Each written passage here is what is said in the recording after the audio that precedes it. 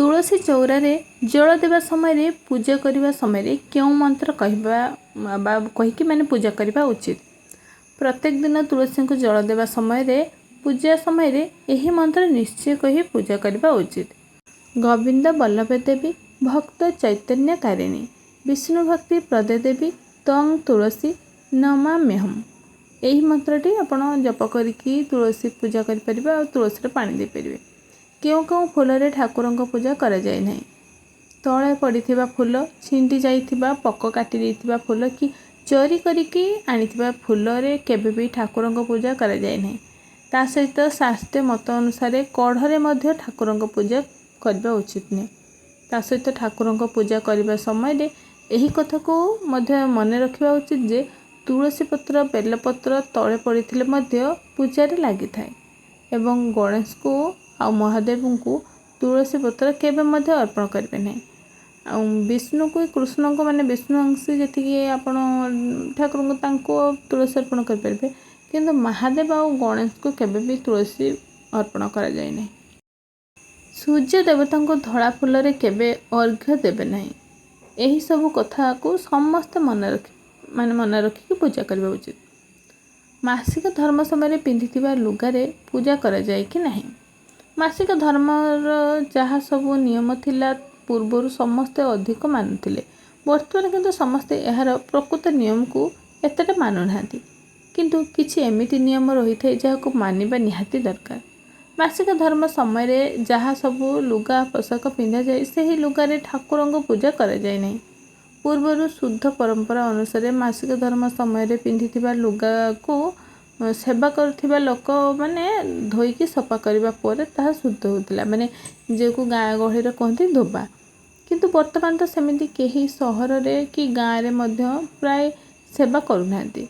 किंतु जदि आपणको गाँ रे सेमिति केही सेवा करथिबा लोक माने थिबे ताहले मासिक धर्म समय पिंधिथिबा लुगा को शुद्ध करी पुणी थरे पूजा कार्य व्यवहार करें।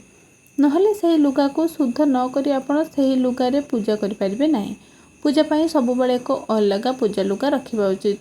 जो लुगारे झाड़ा परिस्रा जाई नथिबे कि खाई नथिबे कि सही लुगा को मासिक धर्म समय मध्य पिंधि नथिबे। मृत्यु परे आत्मा कौन पाई घर को आसी थाए।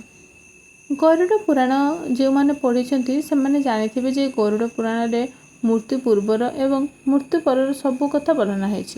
गरुड़ पुराण अनुसार मरिबा परे जमदूत माने आत्मा को सही घरे पुणी थे छाड़ी दे था कारण जमलोक को जीवाई प्रेतंकर शरीर गठन हो न था। 13 दिन कर्म रे प्रत्येक दिन पिंडदान द्वारा ही जने प्रेतकर शरीर गठन होता है। 13 दिन पिंडदान पर आत्मा को शक्ति मिले जमलोक को जीवाई।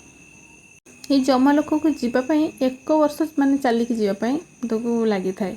से मरिया पर आत्मा 13 दिन पर घर रही था। शरीर पूरा गठन होगा शक्ति मिले से शक्ति से 1 वर्ष पर जाकि जमलोक रे पहुँचे।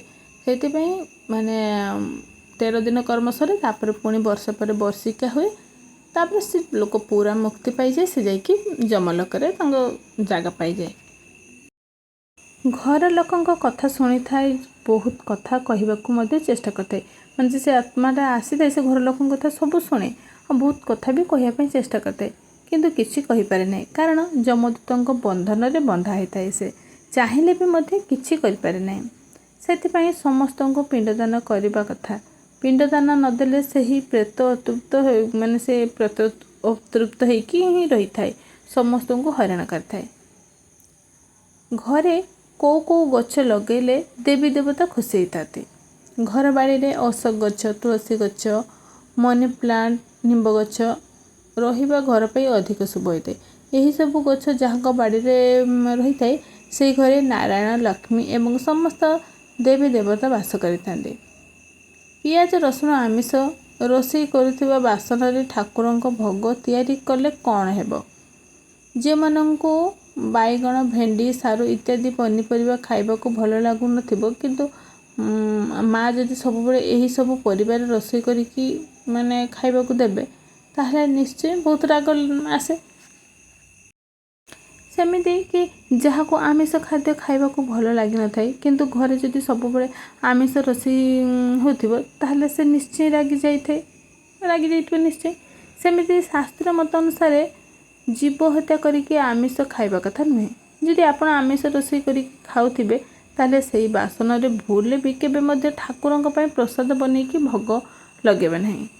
ଏହା କଲେ ପାପ ଲାଗିଥାଏ, ଭଗବାନ ମଧ୍ୟ ଅସନ୍ତୁଷ୍ଟ ହୋଇଥାନ୍ତି।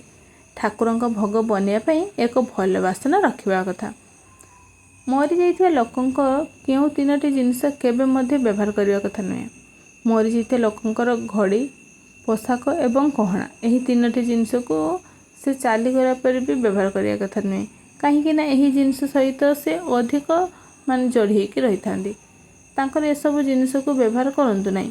ଅଳଙ୍କାରକୁ ଆପଣମାନେ ତ ଫିକି ଦେବେନି କି କିଛି ନଷ୍ଟ କରିପାରିବେନି ନା, ତାକୁ ଭାଙ୍ଗିକି ଅନ୍ୟ ଏକ ଅଳଙ୍କାର ତିଆରି କରିକି ପିନ୍ଧିପାରିବେ। ବଣିଆ ଦୋକାନ ଦେଇଦେବେ, ତା ବଦଳରେ ଆପଣ ଆଉ ଗୋଟେ ନୂଆ ଅଳଙ୍କାର ପିନ୍ଧିପାରିବେ। ନୂଆ ଡ୍ରେସ୍ କି ଲୁଗା ଯାହା ଥିବ ଯଦି ସେ କେବେ ପିନ୍ଧି ନାହାନ୍ତି ତାହେଲେ ଅସହାୟ ଲୋକଙ୍କୁ ଦାନ କରିଦେବେ। ଯେଗା ପିନ୍ଧିଥିବେ ସେଗା କାହାକୁ ଦାନ କରିବେନି, ତାକୁ କାହାକୁ ବ୍ୟବହାର କରିବା ପାଇଁ ବି ଦେବେନି। ଯେଗା ନୂଆ ଅଛି ସେ ଥରେ ବି ଜମା ପିନ୍ଧି ନାହାନ୍ତି ତ ଅସହାୟ ଲୋକଙ୍କୁ ଦେଖି ତାଙ୍କୁ ଦାନ କରିଦେବେ।